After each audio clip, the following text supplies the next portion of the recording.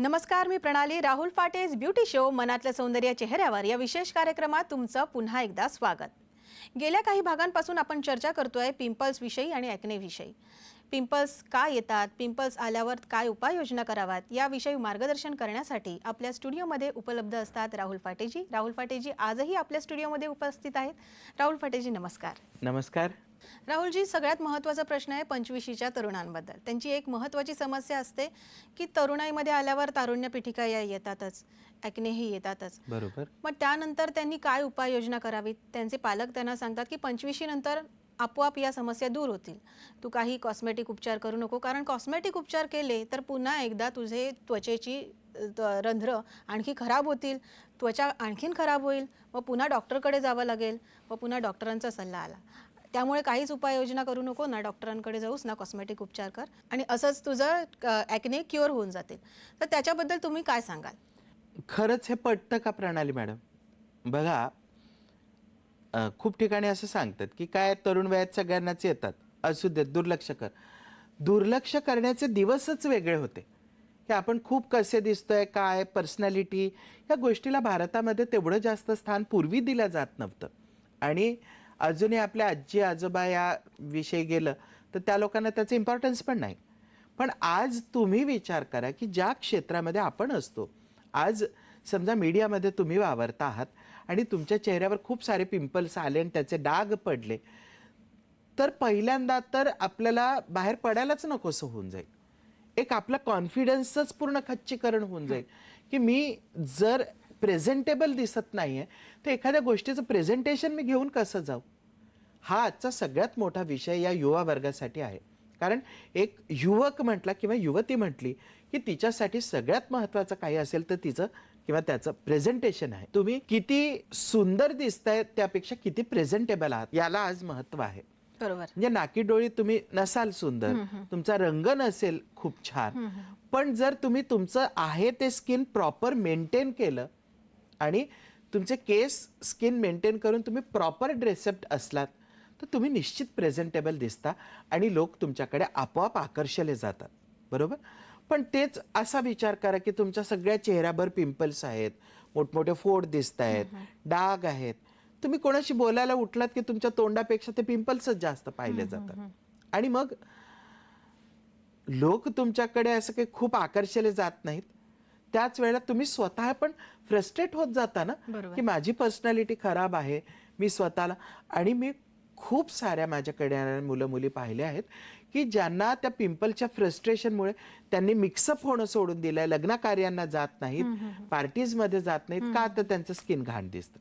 इतकंच नाही प्रणाली मॅडम, तर तुम्ही बघा, पिरियड्स जवळ आले की 2-5 ॲक्ने येतातच आहे.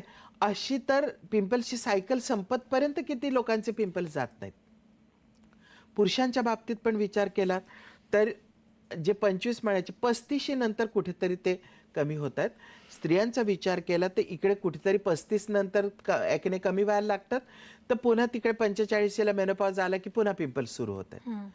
म्हणजे ही न संपणारी समस्या जर होत असेल तर 2-3 प्रश्न आहेत माझे. पहिली गोष्ट, जर इतक्या लॉंग टर्म एखाद्याला पिंपल्स पुरत असतील तर त्यांनी जन्मभर अँटीबायोटिक्स खावेत का? त्याने जन्मभर डॉक्टरी इलाजच करत राहावेत का? की इलाज केला, बरे झाले, पुन्हा आले, पुन्हा इलाज केला, जन्मभर तेच करायचंय? म्हणजे लाईफस्टाईल मॅनेजमेंटचा हा प्रकार आहे. जर तुम्हाला पिंपल्स असतील, ॲक्ने असतील, तर तुम्ही लाईफस्टाईल मॅनेजमेंट, स्किन मॅनेजमेंट आणि रोज घ्यायची काळजी याच्याकडे जर तुम्ही लक्ष दिलं तर तुमचे पिंपल्स बऱ्यापैकी आटोक्यात येणार आहेत. जे पूर्वी जे क्लिन्झिंग, टोनिंग, मॉइश्चरायझिंग म्हणायचे, मी म्हणतो क्लिन्झिंग, टोनिंग, मॉइश्चरायझिंग नाही, एक्सफोलिएशन करा. रोजच रूपदा डिटॉक्सचा पॅक वापरा. तुमच्या चेहऱ्यावरच्या मृतपेशी निघाल्याच पाहिजे.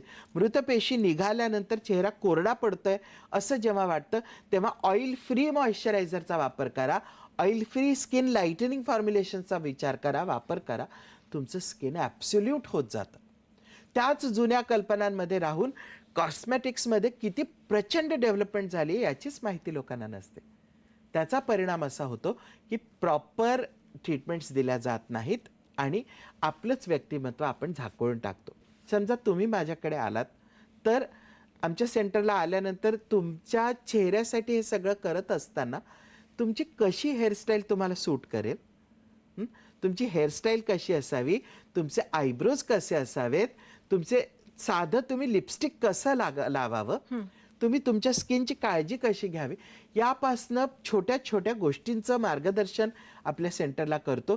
त्याचबरोबर तुम्हाला गंमत वाटेल, पण आज खऱ्या अर्थानं लोकांना गरज आहे ती पर्सनल ग्रूमिंगची. आता तुम्हाला आश्चर्य वाटेल, परंतु जे प्रोफेशनल पुरुष आहेत हे पुरुष सुद्धा रोज मेकअप करतात.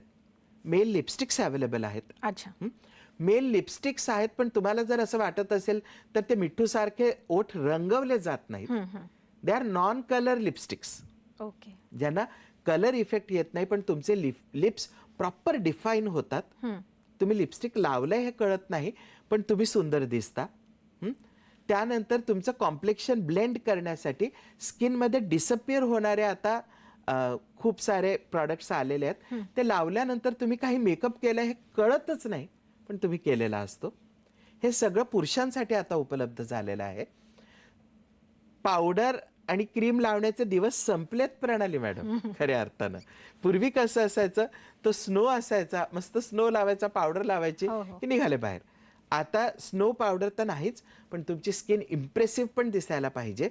आणि म्हणून आपल्याकडे प्रोफेशनली जी मुलं आता फील्डमध्ये जाणार आहेत त्यांच्यासाठी सुंदर 3 दिवसांचे कोर्सेस आपण केलेले आहेत. की स्किन कसं मेंटेन करायचं, हेअर मेंटेनन्ससाठी काय काय करायचं, मेकअप कसा करायचा, तुमच्या केसांचा शेप कसा असला पाहिजे, आणि तुमची पर्सनॅलिटी तुम्ही कशा पद्धतीनं प्रेझेंट कराल.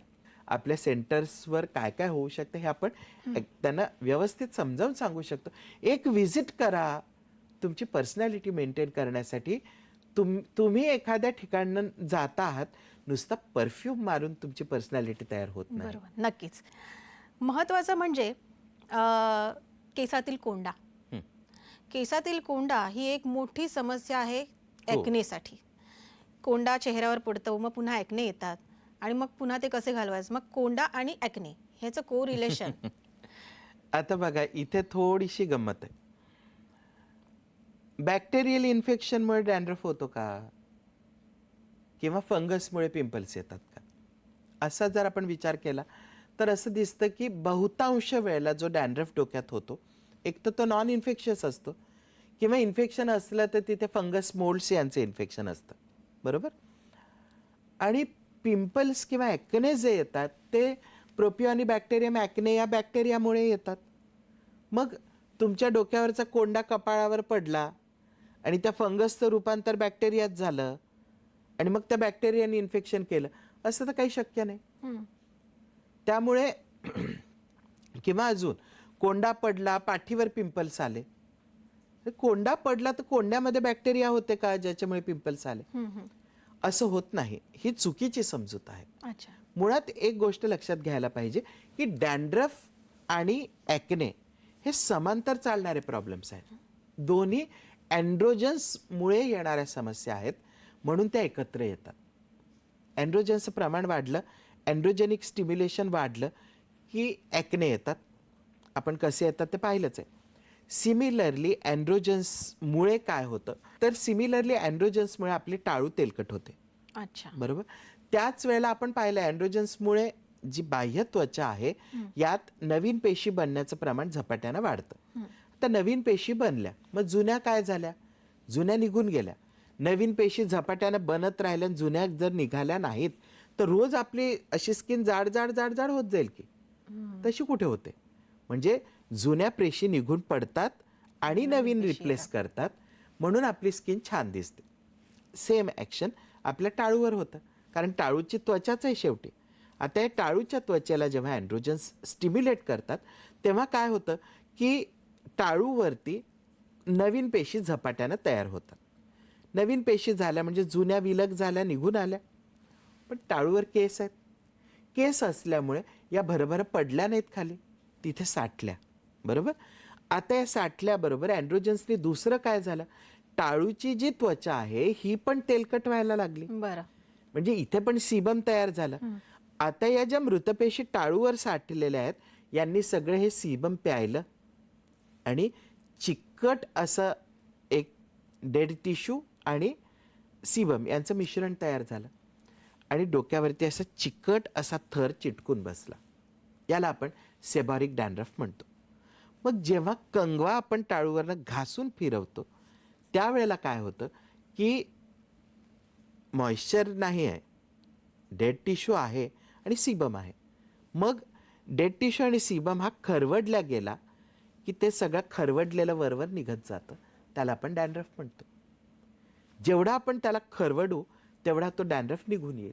म्हणजे काय गरज आहे, जर तुम्हाला डॅन्ड्रफ असेल तर प्रॉपर कोम्बिंगची गरज आहे. म्हणजे जर तुम्ही प्रॉपर कोम्बिंग केलं तर हा डॅन्ड्रफ तुम्हाला आटोक्यात आणता येईल. पण गंमत ही होते की प्रॉपर कोम्बिंग शिकवलं जात नाही, सायंटिफिक कोम्बिंग येत नाही आणि कंगवा न वापरता नुसते ब्रशेस वापरण्याची लोकांना सवय असते. तरुण वर्ग तर तेच करतो, कंगवा वापरतच नाही, नुसतेच ब्रशेस वापरतो. ब्रश वापरले की टाळूवर साठणारा कोंडा तसाच जमा राहतो. हा चिकट कोंड्याचा थर टाळूवर तसाच राहतो, तो निघत नाही. आणि ज्या वेळेला कधीतरी तो काढला जातो तेव्हा मग तो हा सगळा मोकळा होत जातो. मूळ कशामुळे झाला? अँड्रोजन्समुळे. इन्फेक्शन होतं का काही? नाही. मग हे या डॅन्ड्रफचं रूपांतर पिंपल्समध्ये कसं होईल? तर नाही, अँड्रोजन्स एकाच वेळेला टाळूवर पण काम करतात, त्याच वेळेला ते स्किनवर पण काम करतात. म्हणून इकडे डोक्यात कोंडा झालाय, टाळू तेलकट झाली आहे, केस गळायला लागलेत, तिकडे पिंपल्स आलेत, क्रस्ट आला आहे, सगळी स्किन इन्फेक्टेड होऊन गेली. झालं. आता ट्रीटमेंट करत असताना, कॉस्मेटिक ट्रीटमेंट करताना दोन्ही गोष्टींची काळजी एकाच वेळेला घ्यायला लागते. सगळ्यात पहिली गोष्ट तर सांगावी लागते की जर तुम्हाला पिंपल्स खूप असतील आणि डोक्यात कोंडा असेल तर सगळ्यात पहिले तेल लावणं बंद करा. कारण बघा, आता आपण सर्वसामान्य प्रोसेसमध्ये पाहिलं, स्किन तेलकट आहे, टाळू तेलकट आहे, एवढ्या तेलकट ठिकाणी आणखीन तेल लावलं, हे सगळं तेल टाळूतलं चेहऱ्यावर उतरतं आणि मग भसाभसा पिंपल्स येतात. म्हणजे सगळ्यात पहिली काळजी जर काही घ्यायची असेल, जेव्हा पिंपल्स येत आणि डॅन्ड्रफ पण आहेत, तर तेल लावणं पूर्ण बंद केलं पाहिजे. सायंटिफिक कोम्बिंग केलं पाहिजे, ज्याच्यामुळे डॅन्ड्रफ सगळा हळूहळू खरवडून तिथला निघून येईल. निघाल्यानंतर दुसरी गोष्ट, रोज शॅम्पू केला पाहिजे, जेणेकरून हा सगळा निघालेला डॅन्ड्रफ धुतला जाईल, स्कॅल्प स्वच्छ होईल आणि डॅन्ड्रफ झपाट्यानं बनण्याचं प्रमाण कमी होईल. चेहरा घाणेरडेपणामुळे पिंपल्स नसतील येत, पण घाणेरड्या लोकांच्या डोक्यात डॅन्ड्रफ मात्र नेहमी असतो. म्हणजे सगळे लोकांना डॅन्ड्रफ असलेले लोक घाणेरडे असतात असं मला म्हणायचं नाही, पण डोकं घाण ठेवलं तर डॅन्ड्रफ नक्की होतो. तुम्ही तेल लावणं बंद केलंच पाहिजे जर तुम्हाला खूप डॅन्ड्रफ असेल तर. सायंटिफिक कोम्बिंग रेग्युलर केलंच पाहिजे आणि प्रॉपर शॅम्पू म्हणजे व्हॉल्यूम केअर शॅम्पू सारखा शॅम्पू रोज जर पुरुषांनी वापरला आणि स्त्रियांनी ऑल्टरनेट डे वापरला तर त्यांचं डॅन्ड्रफचं प्रमाण झपाट्यानं कमी होत जातं. आणि त्याचबरोबर पिंपल्ससाठी सेपरेट पिंपल ट्रीटमेंट घ्यायला पाहिजे. राहुलजी, मला एक सांगा, डॅन्ड्रफ आणि ॲक्ने विषयी बोलताना जेव्हा ड्रायनेस असतो, म्हणजे AC मध्ये बरेचदा काम करताना कपाळावर ॲक्ने येतात, तर त्याविषयी या ड्रायनेस AC मुळे आणि ड्रायनेसमुळे हे जे ॲक्ने येतात त्या क्युअर कशा कराव्या, त्याच्यासाठी काय उपाययोजना कराव्या? खरं सांगितलं तर AC मध्ये बसल्यामुळे ॲक्ने येतात का तर नाही, परंतु AC मध्ये जेव्हा सतत आपल्याला काम करायला लागतं तेव्हा गमत अशी होते की स्किनमधलं मॉइश्चर कमी होतं आणि तेल मात्र तसंच राहतं. तर मला असं सांगायचं की जर अशा प्रकारची समस्या तुम्हाला असेल तर रूपदा ऑइल कंट्रोल पील वापरून तुमच्या स्किनचं तेल तुम्हाला बॅलन्स करता येईल. आणि ऑइल फ्री मॉइश्चरायझर्स वापरायला पाहिजेत, ज्याच्यामुळे तुमचं स्किन पुन्हा मॉइश्चराइज होतं. म्हणजे सॅफ्रोलाइट जेल किंवा ॲलोवेट जेल सारखे प्रॉडक्ट्स. सॅफ्रोलाइट वापरलं तर त्याने स्किनचं मॉइश्चरायझिंग पण होईल, जेल स्वरूपात आहे, त्यामुळे त्यात कुठलंही ऑइल नाही, मॉइश्चराइज पण होईल आणि स्किन लाइटनिंगचा पण तुम्हाला फायदा निश्चित मिळू शकतो. अच्छा, नक्कीच. आणखीनही होम केअर विषयी तुम्ही काही सांगाल का? हो, ॲक्ने पिंपल्स विषयी प्रणाली मॅडम, होम केअर म्हटल्यानंतर लोकांच्या डोक्यात येतं की घरगुती काय करायचं. दिवसातनं 4 ते 5 वेळेला आपल्याला स्वतःची काळजी घ्यायला लागते. द्यायला 5-5 मिनिटंच लागतात, पण तेवढं करायला लागतं. सकाळ संध्याकाळ अशा लोकांनी काय करायला पाहिजे तर रूपदा आणि डिटॉक्सचा पॅक लावायला पाहिजे. म्हणजे काय करायचं, अर्धा चमचा रूपदा पेस्ट घ्यायची, त्यात अर्धा चमचा डिटॉक्स पावडर मिसळायची, त्यात 1 चमचा पाणी टाकायचं, 1 चांगल्या ब्रशनी ते प्रॉपर मिसळून घ्यायचं. हे मिश्रण पेस्ट तयार झाली की ती संपूर्ण चेहऱ्यावर लावायची. चेहऱ्यावर लावल्यानंतर सर्क्युलर मोशन्समध्ये हळूहळू हळूहळू संपूर्ण चेहऱ्यावर हा पॅक असा रब करायचा. रब केला की काय होतं की हे रूपदा जे आहे ते त्वचेवरच्या सीबममध्ये प्रॉपर मिक्स होत जातं आणि एक्सेस सीबम ते शोषून घेतं, बरोबर. आणि मग असं सगळा हळूवार मिक्स करून रब करून झालं की त्याला सेटल करायचं छान पॅकसारखं. एक 10 मिनिटं चेहऱ्यावर ठेवून वाळू द्यायचं. 10 मिनिटांनी चेहऱ्यावर पाणी स्प्लॅश करायचं, पुन्हा सर्क्युलर मोशनमध्ये मसाज करायचा असा, आणि मग पाण्यानं चेहरा धुवून टाकायचा. हे तुम्ही करायला पाहिजे सकाळी आणि रात्री. आता पिंपल्स बरोबर काय काय करायला लागतं, तर याने मृतपेशी आटोक्यात येणार सकाळ संध्याकाळच्या रूपदाने. ऑइल कंट्रोल अजून करण्यासाठी दुपारी आपण म्हटलं तसं 3दा एनलाइट पॅकने चेहरा धुवायचा. म्हणजे काय करायचं, चेहरा ओला करा, अर्धा चमचा एनलाइट पॅक घ्या, चेहऱ्यावर हलका घासा आणि धुवून टाका. तो पॅक ठेवायची गरज नाही. झालं. असं दिवसातनं तुम्ही 4दा करताय. सकाळ संध्याकाळ रूपदाने चेहरा धुतला, दुपारी 2दा एनलाइट पॅकने चेहरा धुतला. आता पिंपल्स बरोबर आणखीन काय प्रॉब्लेम्स आहेत, तर 2 प्रॉब्लेम्स असतात. एक, पिंपल्सचे डाग, व्रण, काळवंडलेला चेहरा. आणि दुसरं, डिहायड्रेट झाल्यामुळे कधी कधी फाईन हेअरलाईन रिंकल्स. मग आता यात आपल्याला अशी काळजी घ्यायची असते की आपला रंग उजळला पाहिजे, पिंपल्सचे डाग कमी झाले पाहिजेत आणि रिंकल्स पण चेहऱ्यावरती यायला नकोत. मग यासाठी रूपदा डिटॉक्सचा पॅक धुतला की इनोव्हाइट व्हाईटनिंग कॉन्सन्ट्रेट म्हणून आपल्याकडे एक अतिशय उत्कृष्ट प्रॉडक्ट आहे. मी तर म्हणेन जगातल्या मोजक्या सर्वोत्तम प्रॉडक्टमध्ये या प्रॉडक्टचं नाव घ्यायला पाहिजे.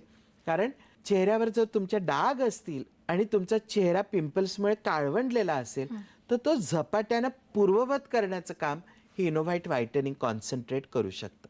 मग काय करायचं, रूपदा डिटॉक्सचा पॅक धुतला की इनोव्हाइट व्हाईटनिंग कॉन्सन्ट्रेट पाव चमचा घेऊन चेहऱ्याला लावायचं आणि हलका मसाज करून पूर्ण ॲब्सॉर्ब करून टाकायचं. म्हणजे काय होणार की जे डाग पडतात पिंपल्सचे ते आता हळूहळू कमी व्हायला लागतील. अच्छा. तुमचा चेहरा उजळायला लागेल, तुमची पर्सनॅलिटीच उत्कृष्ट दिसायला लागेल.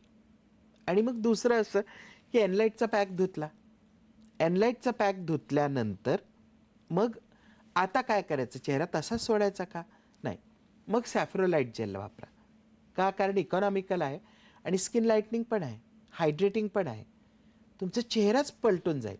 म्हणजे 4दा चेहरा धुवायचा, रूपदाने चेहरा धुतला की सकाळी आणि रात्री इनोव्हाइट व्हाईटनिंग कॉन्सन्ट्रेट लावून घ्यायचं आणि दुपारी एनलाइटनं चेहरा धुतला की थोडंसं सॅफ्रोलाइट जेल चेहऱ्याला लावायचं. ही होम केअर झाली.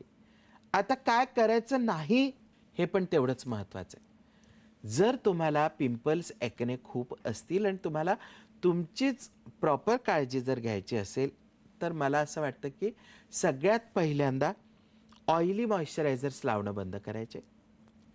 ऑइली सनस्क्रीन्सचा वापर पूर्णपणे टाळायचा.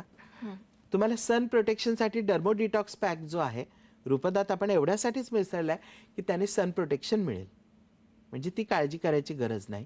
मॉइश्चरायझर्स वापरणं टाळलं पाहिजे, कुठल्याही प्रकारची क्रीम्स वापरणं टाळलं पाहिजे पिंपल्स आहेत त्यांनी, सनस्क्रीन्स ऑइली वापरणं टाळलं पाहिजे ज्यांना पिंपल्स आहेत त्यांनी.